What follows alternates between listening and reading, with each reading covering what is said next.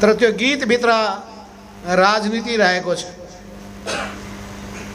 त्यो साहित्यभित्र, संस्कृतिभित्र हाम्रो पार्टीको राजनीतिक नीतिलाई, राजनीतिक धारणालाई, हाम्रो पार्टीको पहिचानलाई, हाम्रो पार्टीको दृष्टिकोणलाई प्रस्तुत गरिएको तपाईले मनन गर्नुभएको होला। त्यसो हुनाले राजनीति साहित्यभित्र रहने गर्दछ, राजनीति संस्कृतिको आधारमा फस्टाउने गर्दछ, आम जनताको माझमा त्यो लोकप्रिय हुन पुग्दछ। त्यस हुनाले तपाईलाई थाहा छ, सुरुमा 1848 मा कम्युनिस्ट घोषणा पत्र जब कार्ल मार्क्सले अगाडि सार्नुभयो, कार्ल मार्क्स र फ्रेडरिक एंगेल्सले लेख्नुभयो, त्यो लेख्ने सन्दर्भमा नै उहाँहरूले उल्लेख गर्नुभएको थियो कि राजनीतिको अगाडि अगाडि संस्कृति हिँड्ने गर्दछ र संस्कृतिको गति जति तीव्र हुन्छ, राजनीति त्यति नै अत्यन्तै प्रभावकारी रूपमा अगाडि बढ्ने गर्दछ। संस्कृतिको महत्त्व सबै क्षेत्रमा हुन्छ। युद्धको मोर्चामा जाने सेनाहरूको अगाडि ब्यान्ड बजिरहेको हुन्छ, बाजाहरू बजिरहेका हुन्छ, गीतहरू बजिरहेका हुन्छन्, सिपाहीहरूलाई उत्साहित गरिरहेको हुन्छ, उत्प्रेरित गरिरहेको हुन्छ लड्नका लागि, जुझ्नका लागि, विजय प्राप्त गर्नका लागि। हामी सिपाहीहरू, कम्युनिस्ट आन्दोलनका योद्धाहरू, सिङ्गो समाजलाई रूपान्तरण गर्ने संकल्प बोकेका व्यक्तिहरू हो, त्यही भावनाका साथ अगाडि बढिरहेका छन्। नेपालको राजनीतिमा कम्युनिस्ट आन्दोलनले निकै महत्त्वपूर्ण भूमिका खेल्दै आएको छ। 2007 सालको क्रान्तिको बेला होस् या 2017 सालका विरुद्धमा, 17 सालको प्रतिगामी कदमका विरुद्धमा दृढतापूर्वक जुझ्ने कुरा होस्, 2036 सालको आन्दोलनलाई अगाडि बढाउने कुरा होस्, चाहे 46 साल 47 सालको पञ्चायत विरोधी निर्णायक आन्दोलनको कुरा होस्, वा त्यस पछाडि 2062-63 को ऐतिहासिक जनक्रान्तिको कुरा होस्, यी प्रत्येक मोर्चाहरूमा कम्युनिस्ट पार्टीले अग्रगामी भूमिका खेलेको छ र हामीले गौरव गर्नुपर्दछ।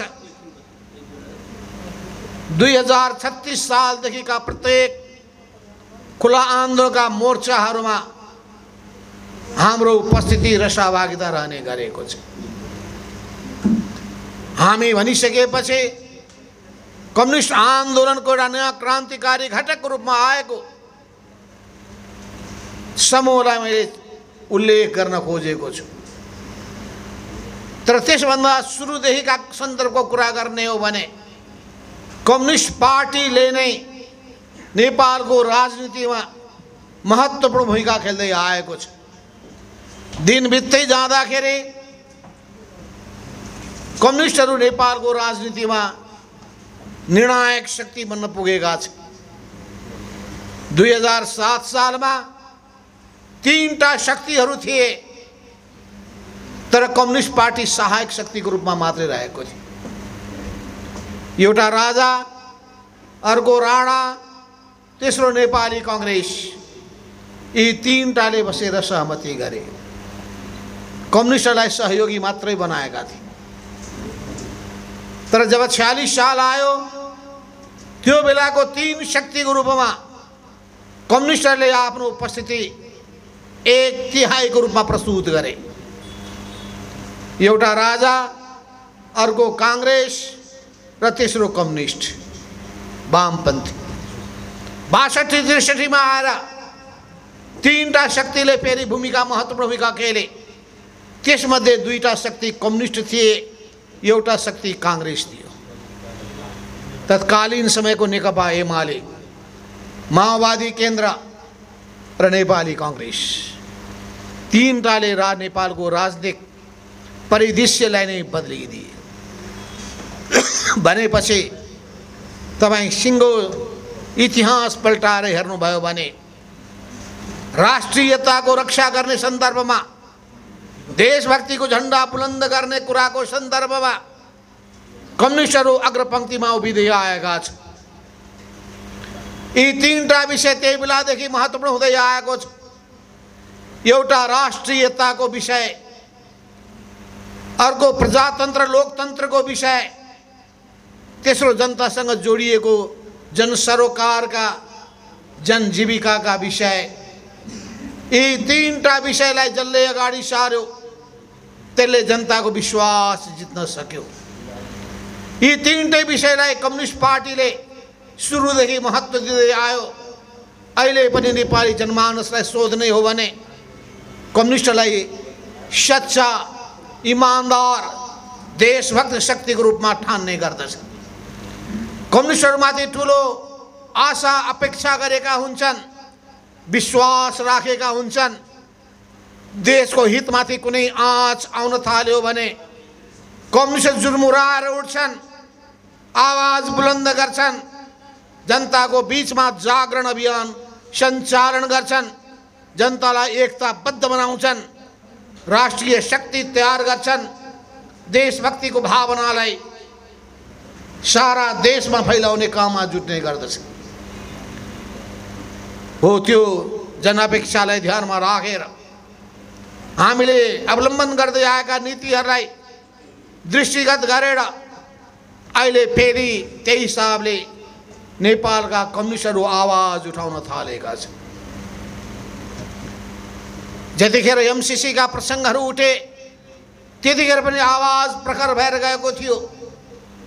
जतिखेर नेपाली सिमानाका कुराहरू उठे त्यतिखेर पनि आवाज प्रखर भएर उठेको थियो। जतिखेर नेपाली नक्साका कुराहरू उठे, नेपालको नक्साको सन्दर्भमा पनि देशभक्तिको भावना प्रस्फुटित भएर आएको थियो। अहिले स्टेट पार्टनरसिप प्रोग्राम एसपीपी को सन्दर्भ आउँदाखेरि पनि फेरि यो विषय नेपालको राजनीतिमा महत्त्वपूर्ण हुन पुगेको छ। तर एउटा विडम्बना छ, कम्युनिस्ट पार्टी भित्र नै दक्षिणपन्थी प्रवृत्ति देखा पर्न थालेपछि त्यहाँ देशभक्तिको भावनामा कता कता आँच आउन पुगेको छ। देशभक्तिको भावनालाई जति महत्त्व दिनुपर्ने थियो, राष्ट्रियताको इस्युलाई जति संवेदनशील रूपमा लिनु पर्दथ्यो, राष्ट्रभित्र एउटा सहमतिको वातावरण बनाउनु पर्दथ्यो, सतर्क र सजग हुनु पर्दथ्यो, ती कुरामा समस्या देखा पर्न थाल्यो। तर समस्या केही व्यक्तिमा देखा परे तापनि सिङ्गो जनमानस, कम्युनिस्ट घटकहरू, कम्युनिस्ट पार्टीहरू, देशभक्त शक्तिहरू जुर्मुराएर उठे र उठिसकेपछि नेपाली देशभक्तिको भावनाले महत्त्व पायो। अरूले पनि त्यो भावनालाई बुझ्न पाए अनि नेपालमा अनावश्यक दबाव सृजना गर्न हुँदैन भन्ने कुराको मलाई लाग्दछ एउटा अनुभूति अरूलाई पनि भएको हुनुपर्दछ। नेपाल एउटा अत्यन्तै संवेदनशील भूराजनीतिक अवस्थामा रहेको देश हो। यो देशको परराष्ट्र नीति कस्तो अवलम्बन गर्ने भन्ने बारेमा पुराना पुस्ताका नेताहरूले एउटा दिशाबोध गरेका छन्। ती पुराना पुस्ताका नेताले राम्रो गरेका छन् भने त्यसको हामीले प्रशंसा गर्नुपर्दछ। पृथ्वीनारायण शाहले नै पनि नेपालको अस्तित्वलाई, नेपालको स्वाभिमानलाई, नेपालको अत्यन्तै मर्यादित स्थानलाई कसरी कायम राख्नु पर्दछ भन्ने बारेमा आफ्नो विचारहरू अगाडि सारेका थिए। त्यस कुरालाई हामीले फेरि स्मरण गर्नुपर्दछ। त्यसै सन्दर्भमा नै सिमानाका कुरा होस्, नक्साका कुरा होस्, एमसीसीका कुरा होस्, ती सबै चिजलाई हामीले एक ढङ्गले लगभग राष्ट्रिय हितलाई ध्यानमा राखेर नै समाधान गर्दै समाधान गर्ने दिशामा अगाडि बढिरहेका छौँ। फेरि अहिले स्टेट पार्टनरसिप प्रोग्राम आइपुगेको छ। भन्नुपर्ने त कुरा धेरै छ, तर समय थोरै छ। ठ्याक्कै एकैचोटि दुईटा कार्यक्रम जुत्न पुगेको छ। 1 बजे नै मैले अर्को कार्यक्रममा जानुपर्ने, घडी हेर्दाखेरि 1:45 हुन थालिसकेको छ। त्यसो हुनाले म फेरि सबै विषयमा विस्तृत चर्चा गर्न गइरहेको छैन। यति भन्न चाहन्छु, जुन सन्दर्भ र परिवेशमा एमसीसी आयो त्यसलाई हामीले बुद्धिमानिताका साथ व्याख्यात्मक टिप्पणी सहित संसदबाट पारित नगरेको भए नेपाल र हाम्रो पार्टी र नेपालको राजनीति निकै अप्ठ्यारो अवस्थामा पुग्ने थियो। हामीले जे गर्यौं बुद्धिमानीका साथ गर्यौं, राष्ट्रिय हितलाई ध्यानमा राखेर गर्यौं र त्यसको हामीले उच्च मूल्याङ्कन गर्नुपर्दछ। एमसीसी मात्रै होइन, त्यो व्याख्यात्मक टिप्पणी सहितको एमसीसी हो भन्ने कुरालाई बुझ्नु पर्दछ। तर अब व्याख्यात्मक जुन टिप्पणी अगाडि आएको छ त्यसलाई कार्यान्वयन गर्ने कुराको सन्दर्भमा के कति काम भएनन् भन्ने कुराको अनुगमन पनि गर्नुपर्ने आवश्यकता छ। र त्यतिखेर सङ्कटमा पुगेको राजनीतिलाई त्यो सङ्कटबाट पार लगाउनका लागि हामीले महत्त्वपूर्ण भूमिका खेल्यौँ। तत्कालीन समयमा स्वयं प्रधानमन्त्री शेरबहादुर देउवा अप्ठ्यारो अवस्थामा पुगेर उहाँलाई एउटा राखिएको थियो शर्त। त्यो शर्त भनेको के हो भने नेपाल कम्युनिस्ट पार्टी समाजवादीका 14 जना सांसदलाई संसद सदस्यबाट खारेज गर्नुहोस्, हामी निशर्त रूपमा एमसीसीलाई पारित गर्नका लागि सहयोग गर्न तयार छौँ।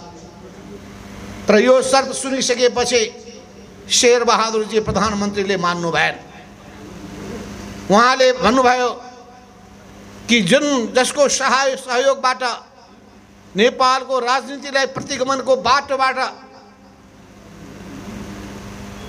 अग्रगमनको बाटोमा लानका लागि संविधानलाई मास्ने प्रवृत्तिबाट संविधान जोगाउने अनि संघीयतालाई जोगाउने काममा हामीले सफलता हासिल गरेका छौँ। त्यो शक्तिप्रति हामी विश्वासघात गर्न सक्दैनौँ। त्यसो हुनाले हामी 14 जनालाई कारबाही गर्ने पक्षमा छैनौँ। तर एकातर्फ एमसीसी पारित गर्नुपर्ने दबाब, अर्कोतर्फ हामी माथि कारबाही गरेपछि एमसीसीलाई निशर्त रूपमा पास गर्नुपर्छ भन्ने शर्त। यो अवस्थामा हामीले बीचको उपाय निकाल्यौँ र नेपालको राष्ट्रिय हितलाई केन्द्रबिन्दुमा राखेर हामीले व्याख्यात्मक टिप्पणीलाई त्यसको अङ्ग बनाएर संसदबाट पारित गर्ने काम गर्यौँ। त्यो देशभक्तिको भावनाबाट नेपालले परराष्ट्र नीति अवलम्बन गर्दाखेरि असंलग्नताको कुरालाई केन्द्रबिन्दुमा राखेर अगाडि बढ्दछ भन्ने कुरालाई, कुनै पनि सैन्य गठबन्धनमा नेपाल सामेल हुन सक्दैन भन्ने आफ्नो मान्यतालाई त्यहाँ जोरदार रूपमा राखिएको थियो। हो त्यही मान्यतामा अहिले पनि हामी अगाडि बढिरहेका छौँ।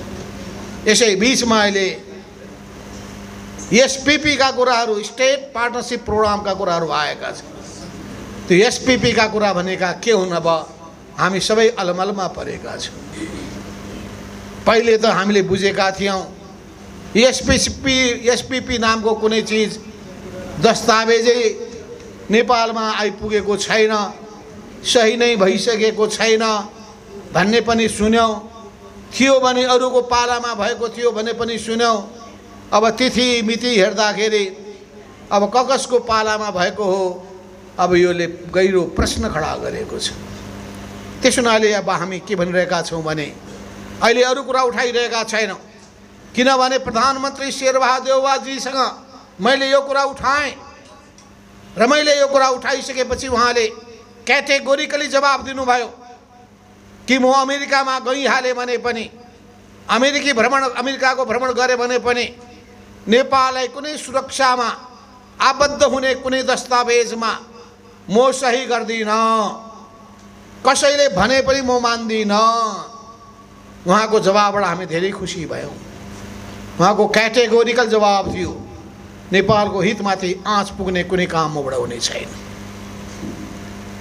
त्यसै सन्दर्भमा नेपाली सेनाका कुराहरू पनि उठिसकेपछि नेपाली सेनाका प्रधान सेनापतिको जवाब हामीले बुझ्न चाह्यौँ।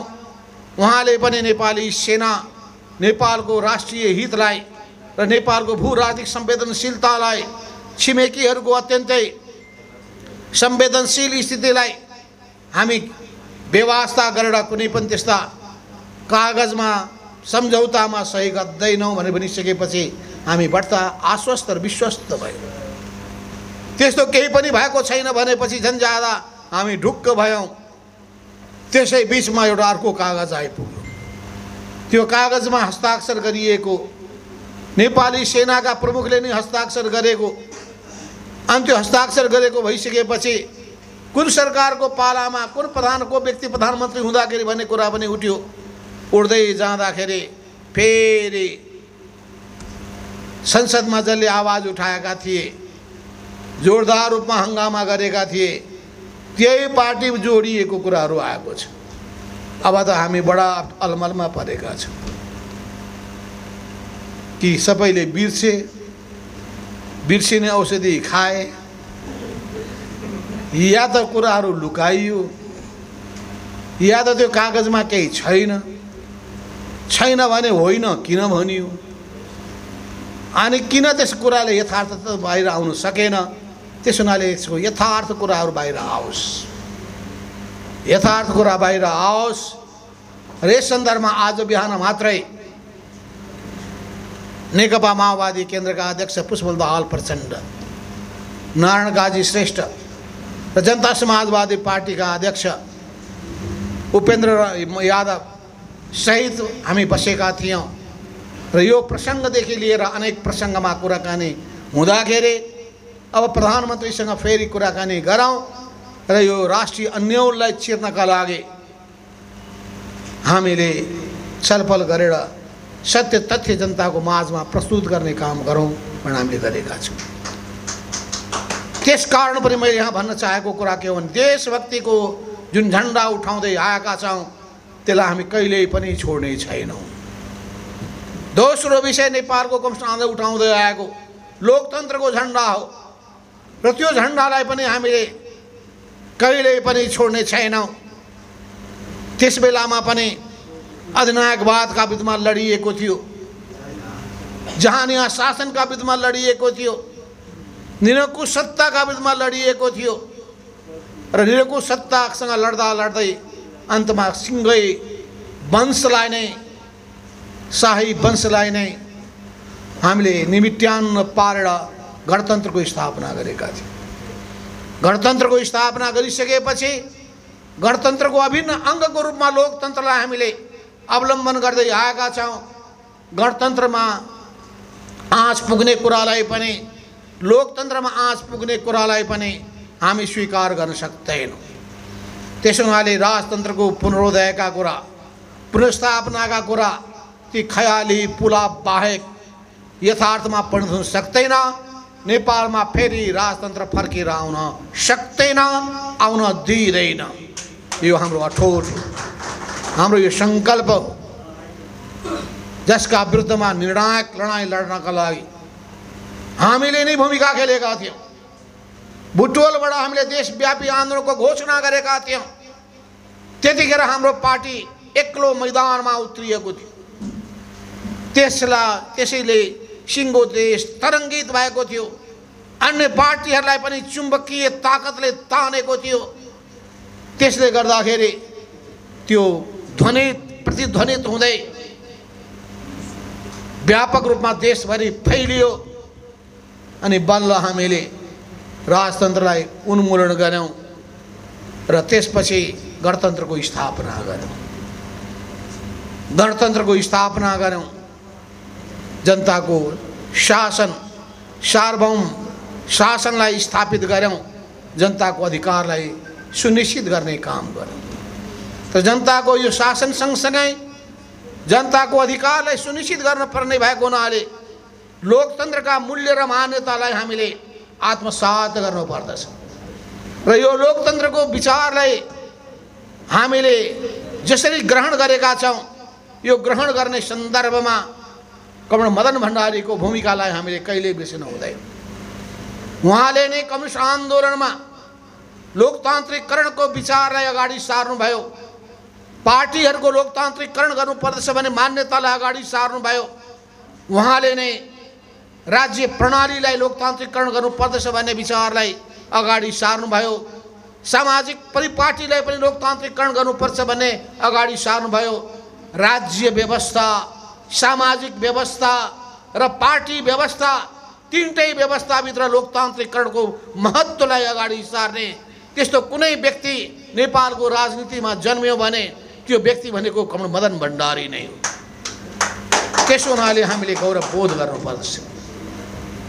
उहाँले अगाडि सार्नुभएको जनताको बहुदलीय जनवाद एउटा समयमा त्यसलाई हामीले अनेक नामाकरणको रूपमा अगाडि सारेका थियौं होला, तर अहिले हामीले बुझ्ने भनेको लोकतान्त्रिकरणको अर्को नाम जनताको बहुदलीय जनवादको रूपमा बुझ्नु पर्दछ।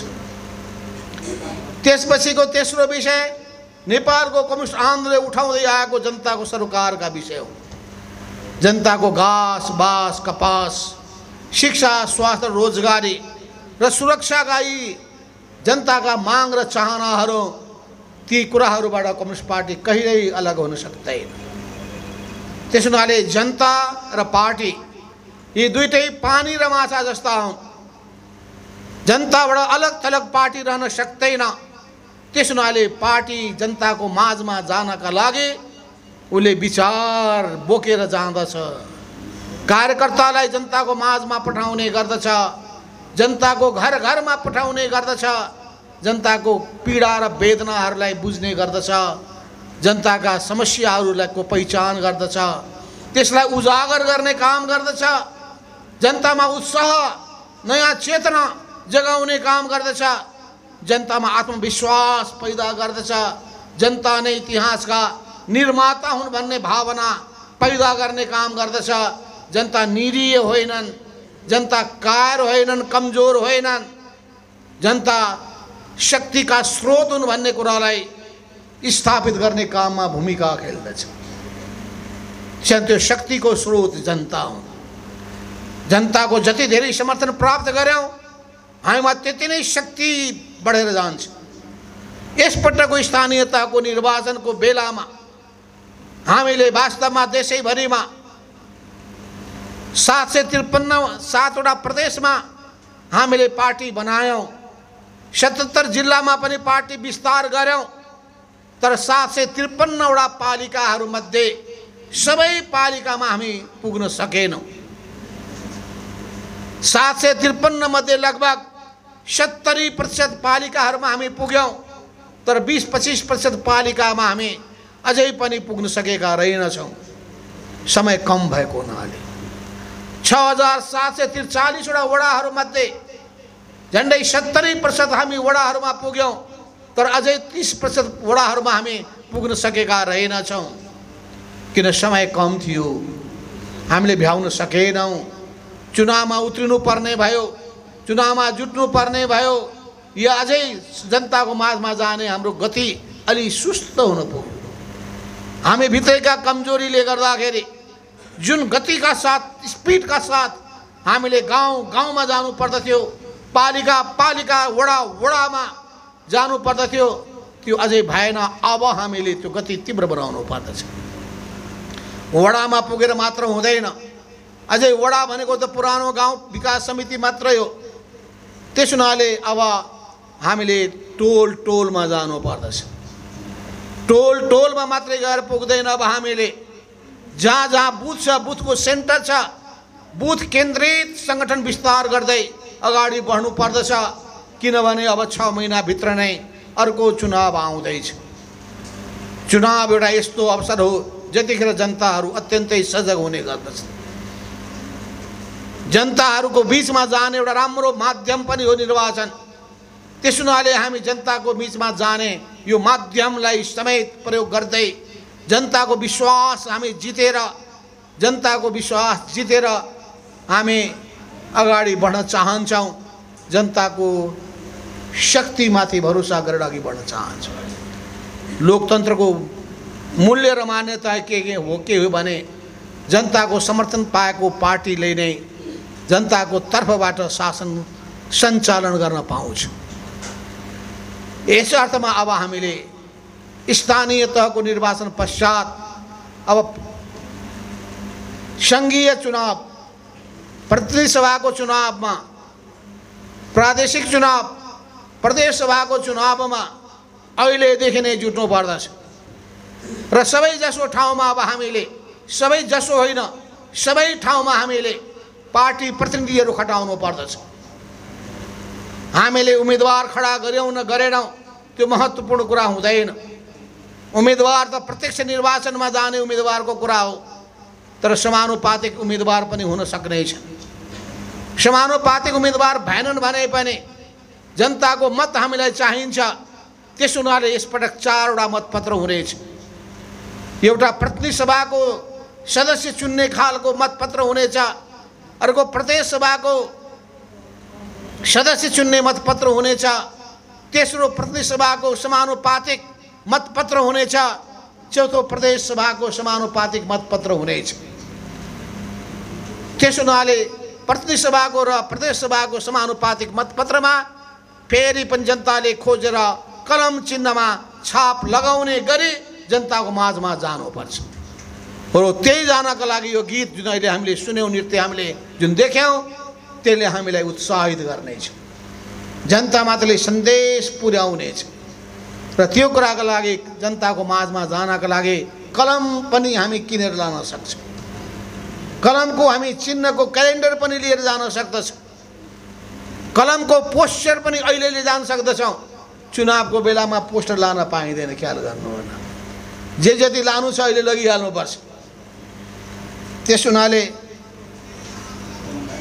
तेस्रो बुदामा म जाँदै झन्डै अब टुङ्ग्याउनै पर्ला, यहाँ चिट आइसक्यो, अर्को प्रोग्राममा आउन धेरै ढिलो भइसक्यो भएन। त्यस हुनाले अब हामी चुनावको तयारीमा जुटौँ।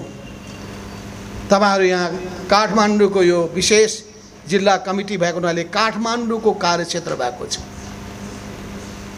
तपाईँहरू जिल्ला कमिटीको सदस्य हो युवाहरूको तर्फबाट। युवा सङ्घको देशव्यापी कार्यक्षेत्र छुट्टै हुने गर्दछ। यो पार्टी सदस्य विस्तार गर्ने र पार्टीको नीति लिएर जाने यो अर्को प्लेटफर्म हो। दुईटै काम गर्नुपर्ने पनि आवश्यकता पर्छ। तर तपाईँहरू विभिन्न जिल्लाबाट आउनुभएको हुनाले, पछि गएर फेरि जिल्लामा नै फर्किनु पर्ने तपाईँहरू मध्ये हुनुभएको हुनाले, अनि तपाईँहरूमध्ये कोही यहीँ मात्रै बस्नेहरू पनि हुने भएको हुनाले जो जिल्लासँग जोडिनु भएको छ, जिल्लाको राजनीतिलाई पनि अघि बढाउनका लागि तपाईँले भूमिका खेल्नुपर्छ। अहिलेदेखि नै पछि पटक गएर ढिलो भइसकेको हुन्छ। अहिलेदेखि नै अब हामीले गाउँ गाउँ, टोल टोल, बस्ती बस्तीमा पार्टीको विचार र नीति लिएर अभियानका साथ पुग्नुपर्छ। अनि पार्टीको चिन्हको प्रचार गर्दै जनतालाई अलि दोहोरो मत खसाल्न नसकुन्, मत बदर नहोस् भन्नका खातिर हाम्रो कलम चिन्हलाई अझै प्रष्ट रूपमा जनतालाई यति नम्बरमा 6 नम्बर भनेर बताउन सक्नु पर्दछ। यसरी यस कुरालाई पनि ध्यानमा राखेर अगाडि बढ्नुहोस्। हाम्रो पार्टीले जनताका विषयवस्तुलाई अगाडि सारेको छ।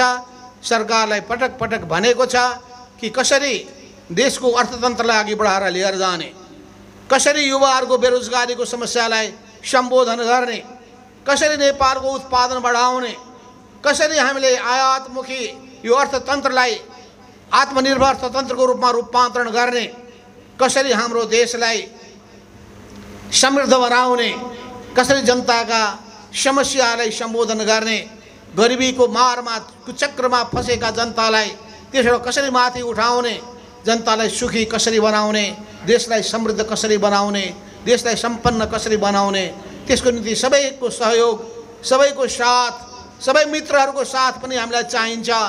तर मित्रहरूको साथ लिँदाखेरि अनुचित शर्तहरूमा नेपाल फस्न नपरोस् भन्ने कुरामा बडो सजग हुँदै निस्वार्थ सहयोगहरू प्राप्त गरेर र सहयोगको पनि